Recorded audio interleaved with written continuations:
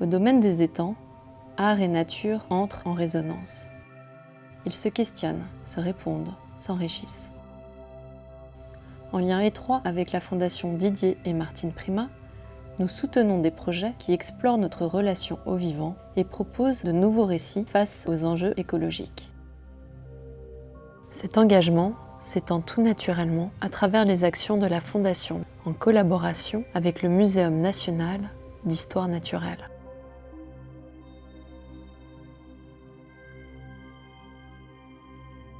Prima Sidera, ça fait partie de mes recherches sur un herbier astrobotanique. C'est un travail qui est fait in situ au domaine des étangs.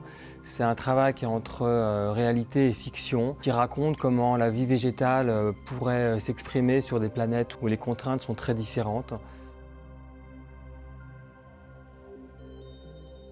Point de départ, ça se passe il y a 206 millions d'années, à l'ère du Jurassique. Il y a un astéroïde, un gros caillou de 4 km qui vient faire un impact énorme tout à côté du domaine des étangs et qui va propulser dans l'air ce qu'on appelle des éjectats, donc des fragments du bout du domaine des étangs, de terre, donc une espèce de boule à graines qui embarque du vivant, organique, forêt, étangs, etc.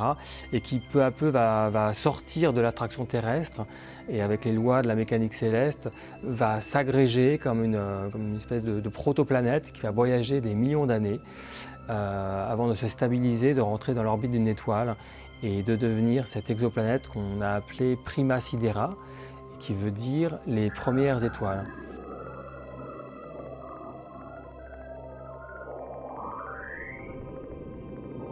Sur cette exoplanète, la vie refait surface, mais sous une forme à la fois familière, parce qu'on va reconnaître nos spécimens végétaux, mais qui auront muté, qui se seront transformés, qui se seront adaptés à des contraintes très différentes de gravité, de vent solaire, des environnements parfois extrêmes, des pluies métalliques, des nuages de glace, des champs magnétiques, etc.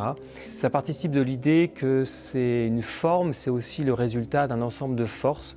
Donc c'est vraiment une exploration de la capacité du vivant à s'adapter, à créer une variation infinie de formes.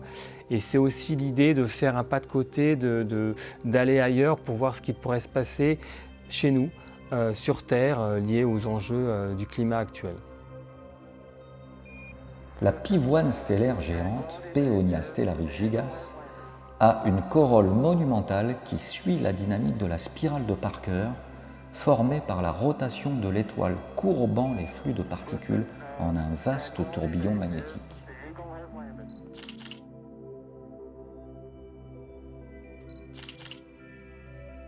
C'est un travail de biologie spéculative appliquée aux plantes, appliquée à la botanique spéculative. Vincent Fournier choisit des plantes du domaine des étangs en fonction de différents écosystèmes, bois, sous-bois, écosystèmes aquatiques ou intermédiaires. On replace en fait les espèces végétales dans un arbre phylogénétique et chaque branche va être ensuite extrapolée en fonction des paramètres que ces plantes-là vont rencontrer sur la planète Prima Sidera. Le haricot gyroscopique Phaseolus gyroscopius est apparu lors des fortes variations de gravité précédant la stabilisation orbitale de Prima Sidera.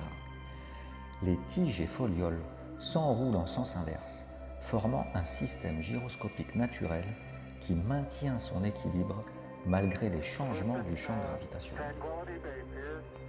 Donc la planète va voyager dans l'espace et va rencontrer en fait des objets célestes divers et variés. Ça peut être des nouvelles étoiles, ça peut être des trous noirs, ça peut être des pulsars, etc.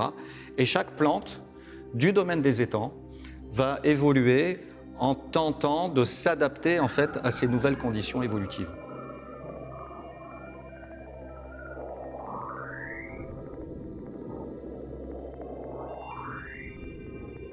L'herbier est un outil excessivement puissant qui permet de comprendre à la fois les caractéristiques des espèces et qui permet aussi d'avoir accès à un matériel génétique qui nous permet d'entrer dans la puissance temporelle des grands mécanismes évolutifs et donc de reconstruire en quelque sorte l'histoire du végétal sur notre planète.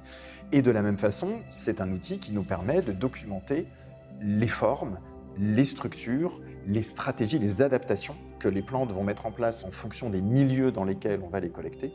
Et donc, si on imagine une évolution végétale dans un contexte autre que le contexte terrestre, un herbier pourrait totalement servir à refléter comment un végétal à l'origine terrestre se développe et s'adapte à une quantité extraordinaire de paramètres différents.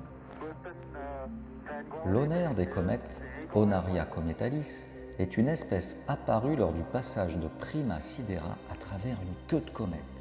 Chaque feuille émet sa propre teinte dans une pulsation lumineuse parfaitement synchronisée.